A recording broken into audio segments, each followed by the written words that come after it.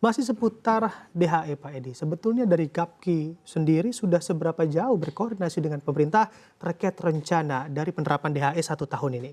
Ya, memang terus terang kami belum ketemu Gapki dengan pemerintah. Memang kami sedang minta waktu ini merencanakan untuk berjumpa karena memang ini kan masih isu ya, belum ini. Oleh karena itu kita berharap bahwa nanti dalam waktu dekat ini kita bisa diskusi dengan pemerintah. Paling tidak kita tahu dari perspektif pemerintah seperti apa. Nah kemudian kita juga akan menyampaikan kira-kira kalau 1 tahun akan terjadi kenaikan dengan modal kerja ini, karena kita harus pinjam bank pasti ada selisihnya. Nah jadi artinya seperti itu. Nah kita akan coba untuk karena kita memposisikan diri sebagai partner pemerintah. Jadi artinya bahwa segala sesuatu kita bicarakan dengan pemerintah gitu. Oke, apa yang akan dibawa oleh Gapki Pak Edi?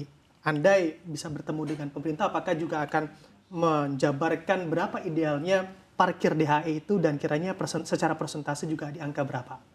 Kalau saat ini dengan 30% 3 bulan kan sudah berjalan dengan baik, tidak ada masalah kan begitu. Nah itu mungkin seperti itu. Nah kalau memang nanti akan setahun, apakah bisa jangan langsung setahun, mungkin bertahap dulu dengan 3 bulan, mungkin diperpanjang, mungkin cukup dengan 2 kali jadi 6 bulan seperti itu. Mungkin seperti itu yang kita akan sampaikan terlebih dahulu supaya nanti paling tidak jangan sampai nanti jadi semuanya shock gitu kan. Adanya shock dalam arti tiba-tiba berubah seperti itu kan. Nah ini yang akan kita, tapi misalnya pun nanti sudah diputuskan, tetap kita akan minta supaya ada evaluasi berkala. Oke. Apakah Anda lihat juga apabila memang aturan parkir DHE 1 tahun yang diterapkan akan ada peluang shock juga di dalam industri dan juga bisnis CPO kita? Yang tadi sudah saya sampaikan bahwa kita pasti butuh modal kerja. Saya tadi contoh untuk pembelian TPS, untuk membayar transport, seperti itu. Nah, ini kalau misalnya nanti 1 tahun, kemudian kita harus melakukan pinjaman, menambah selisih pinjaman itu kan menjadi apakah nanti mesti dihitung lagi, apakah itu cukup atau tidak. Karena kalau kita lihat harga komoditi kan tidak terus naik atau tidak datar, kan dia fluktuatif, kadang tinggi, kadang turun kan gitu. Bahkan kalau turun pernah juga sampai dasar, sampai turun betul. Nah itu, ini yang nanti mesti, makanya saya kenapa sampaikan kita perlu evaluasi, nanti pemerintah evaluasi nanti setiap berkala, misalnya mau 3 bulanan, kira-kira ada kesulitan apa misalnya begitu. Ya ada komunikasi dengan baik lah gitu. Oke baik Pak Edi. Masih seputar masalah ekspor begitu ya, di mana tantangan yang juga hinggap aktivitas ekspor ini adalah terkait pemenuhan kebutuhan dalam negeri, yang juga menjadi fokus dari pemerintah kita. Apakah hal ini juga menjadikan kinerja dari ekspor kita ke depan juga akan susut sedikit demi sedikit Pak Edi? Baik, jadi kalau kita lihat ini kan rencana Februari nanti ada penambahan mandatori B35 menjadi B40. Ya. Informasi dari Kementerian SDM kan akan menambah menjadi 15,6 juta kiloliter kebutuhannya. Kira-kira setara dengan 14 juta ton CPO. Nah, artinya bahwa sebelumnya kan kebutuhan itu kira-kira 11 juta untuk yang tahun lalu.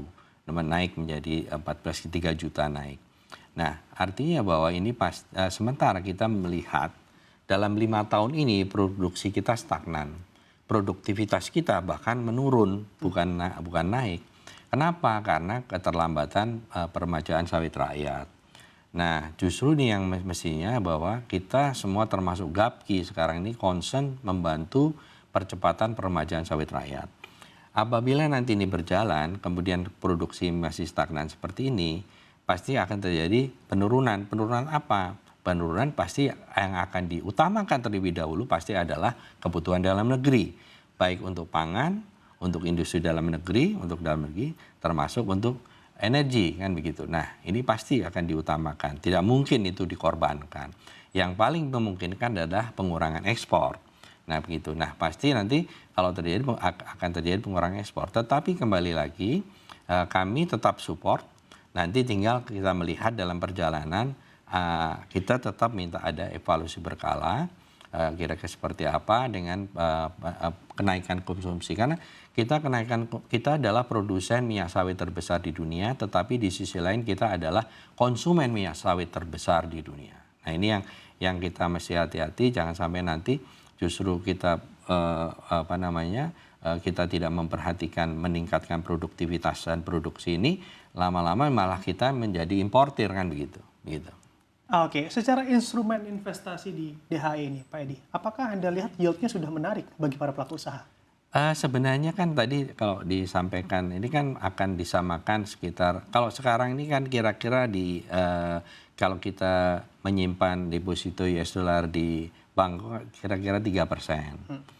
Anggap saja misalnya dinaikkan menjadi 4%. Tetapi kan yang bukan itunya, tetapi kan tetap kalau kita nanti pinjam bank kan ada selisih lagi. Nah, kalau kita pinjam bank pasti ada ditambah 1,5%.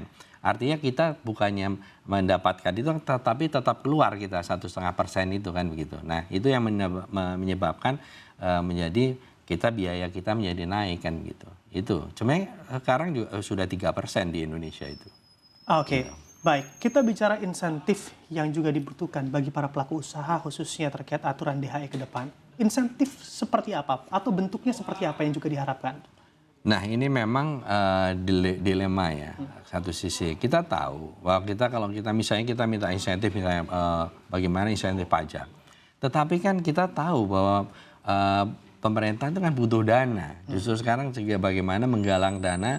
Karena program-program pemerintah baru ini kan juga banyak sekali yang harus dijalankan dan itu butuh dana yang besar juga. Jadi itu dilema. Memang kita belum berpikir minta insentif tidak. Kita tetap nanti kita akan tetap minta supaya ini saja dievaluasi berkala seperti apa. Kalau memang nanti terjadi masalah atau ya nanti kita bicarakan gitu. Karena dilematis gitu.